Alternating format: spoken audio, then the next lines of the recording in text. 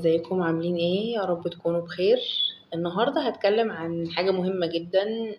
الفترة الأخيرة في كذا حد اتكلم معايا، وكان الكلام على المشكلة دي. المشكلة بتاعتنا هي الفومو أو الفير اوف ميسينج اوت. طول الوقت الناس بسبب التسارع اللي احنا عايشين فيه، بقى فيه تكنولوجيا، بقى فيه الدنيا بتجري حرفيا. فالناس بقى عندها fear of missing out. نسمع notification على الموبايل، يعني بقى بنصلي والنوتيفيكيشن موجودة، فاحنا عايزين نجري نشوف مين قال ايه. الموضوع الفومو ده بيعمل ايه؟ او الواحد يبقى قلقان انه يفوت حاجة، بيعمل قلق مستمر. انا طول الوقت قلقان وحاسس ان انا فايتني حاجة. بيعمل ارهاق عقلي وارهاق نفسي. كمان بيعمل ضعف في التركيز، لان الواحد بيبقى حاسس ان مطلوب منه حاجات كتير قوي، وهو مش عارف يتصرف ازاي او يعمل ايه فيها، فمبقاش مركز هو هيعمل ايه بالظبط في الحاجات.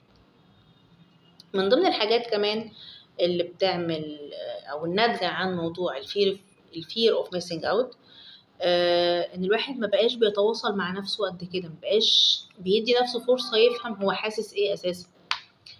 كمان هنلاقي موضوع الفير اوف ميسنج اوت بيكون في احساس بالذنب كبير جدا، ان انت بترتاح. اللي هو ازاي ترتاح؟ انت مفترض لا، وراك حاجات كتير ضروري تعملها. فحتى وقت الراحة الواحد بيحاول يوفر نفسه، بقى بينتج عنه احساس بالذنب.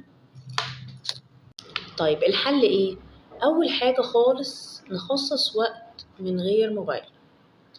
او ممكن قبل ما موضوع ان احنا نخصص وقت من الموبايل نبقى واعيين ان احنا عندنا المشكلة دي، وبعدين نخصص وقت نقعد فيه من غير موبايل فعلا. نقفل الداتا، نقفل الواي فاي، واحنا دلوقتي قاعدين شوية دول من غير الجهاز ده، لان بقى عندنا اعتمادية كبيرة جدا عليه. طيب تاني حاجة، ان احنا نخصص وقت ان احنا نعمل اللاشيء. اللي هو انا قاعد دلوقتي ما بعملش حاجة، لا ماسك موبايل ولا بعمل اي حاجة. ده وقت كده تحس ان الدماغ بتفصل فيه بحاجة جميلة جدا يعني. كمان نعمل أنشطة بطيئة، علشان الأنشطة البطيئة هتبقى بالنسبة لنا مريحة جدا. زي ايه؟ زي ان انا ارسم، زي ان انا اكتب بايدي، زي ان انا اعمل قراءة، بس قراءة ورقية، مش قراءة لحاجة اونلاين او حاجة تكست على التليفون او كده.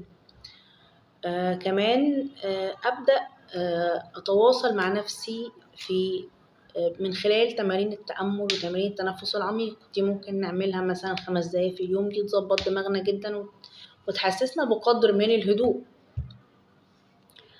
هناكل على مهلنا، هنمشي على مهلنا، هنصلي على مهلنا، وهنقلل توقعاتنا من نفسنا. التوقعات العالية اللي احنا طالبينها من نفسنا. احنا مش روبوت، انت مش روبوت، انت انسان محتاج تهدى، محتاج ترتاح. مفيش حاجة هتفوتك. يعني في الأول وفي الآخر الحاجات اللي مطلوبة مننا هتتعمل، سواء عملناها في يوم سواء عملناها في يومين، مفيش حاجة هتفوتنا. فكرة ان احنا طول الوقت خايفين ان حاجة تفوتنا، دي فعلا بتبقى تعبانة جدا.